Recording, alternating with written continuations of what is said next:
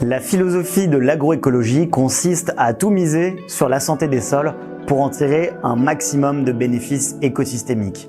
Résilience des cultures, fertilité, biodiversité, filtrage de l'eau ou encore captation de carbone, tout cela dépend de la manière dont on prend soin du sol. Un des leviers les plus efficaces pour revitaliser les sols est l'allongement des rotations. Alors la rotation, c'est la succession diversifiée des cultures dans le temps sur une même parcelle afin d'éviter les aspects négatifs de la même culture rapprochée. Alors il y a une multitude d'intérêts à allonger sa rotation. Faisons ensemble la liste. 1. Cela va permettre l'amélioration de la fertilité du sol.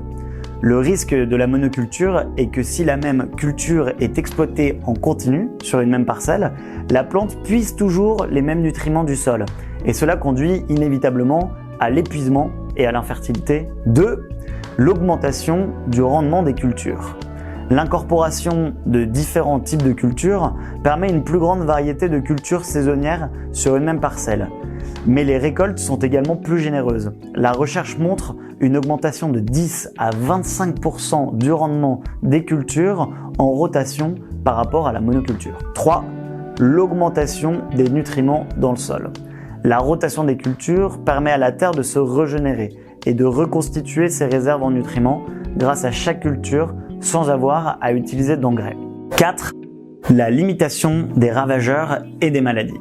La rotation des cultures casse le cycle de vie des ravageurs et leur habitat.